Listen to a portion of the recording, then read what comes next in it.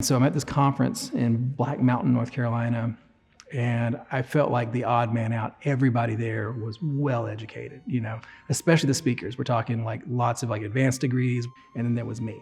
And I remember there was this moment where people were coming up to me and engaging me after my talk, and like very interested. But I remember clearly there was this one person who came up to me, and there were people behind them, and they asked me, like, where'd you do your graduate studies? And I was thinking to myself, graduate studies? I don't have my bachelor's yet, And I just said, I haven't done any graduate work. And they was, where'd you get your undergrad? And when I said I haven't, finished an undergrad, they literally just stopped talking to me and walked away from me, And I just thought, I have to have this, this certification that I'm competent. I felt like if I didn't have this this thing under my belt, that no one would take me seriously,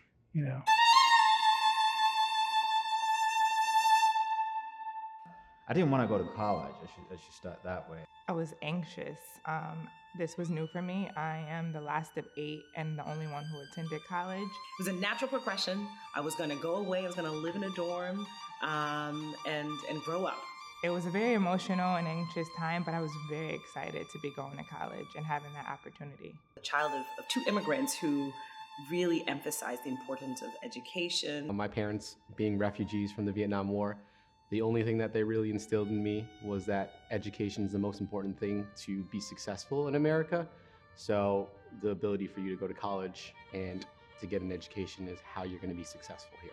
Just philosophically, the idea of education as an equalizer was real for me. I believed that. I feel like it was just so assumed that I was going to go to college in a way that I don't know that I really hoped for a lot. I was like, it's the next step. I thought, college was what everyone had to do. You go to college, you go and get a professional degree, and that leads to security and happiness. I felt like I was just like along this ride that everyone goes on.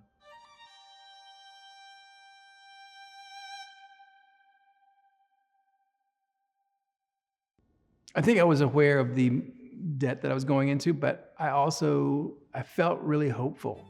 I felt like I was going to be able to leverage this to make a better life. I graduated with a total of About $4,500. $6,000. It was 20 grand. 36,000. 40 grand. $47,000, $48,000. $60K. $70,000. 130. 105. approximately $107,000. $200,000+ of loan debt. I consolidated everything. And now in my mind, it's just one big monster of debt. In getting the degree, I think that in some ways I got some value out of it. In other ways, I got from my college education a degree, which was what I thought that I needed to continue to move up in the spaces that I was working. Yeah, it never got me a job. I don't feel that equates the value of what I received in the education, if that makes sense. At no point in my career as a teacher was my salary commensurate with what I borrowed to get that education. I just feel like what I invested in did not return what it was supposed to, or at least what I was promised. And we buy into this idea that this is absolutely what you need in order to have success. Getting an education should be something that we all are able to do and not something that we have to do and then have a burden after the fact. Even if you do graduate, you end up second guessing yourself. Was this worth it? Put the carrot on the stick with these loans and make it so that it's accessible, only to make this an impossible reality for people to actually achieve what it's supposed to achieve, the American dream.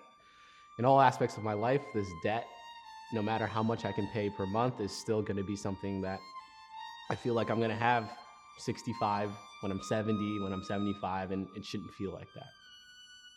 And I'm speaking both as a person with debt, as an educator, and as a parent, right? We cannot convey that you've got to go to college and yet college is so out of reach. It's time for this country to really start considering a system where everyone is educated for free. By canceling student debt. Without any true investment in wiping out debt, so complete loan cancellation is to participate in silencing those who really desperately need this debt to be canceled. Push the agenda around social equity. There is a strong power in collective action. Use the power that you have to lighten the load that is weighing down so many people in this country right now. This is a small step in helping these communities to be on the level playing field. If you knew what it felt like to have student loan lingering over your head and not being able to pay it and trying to live the American dream, you would want to cancel student debt.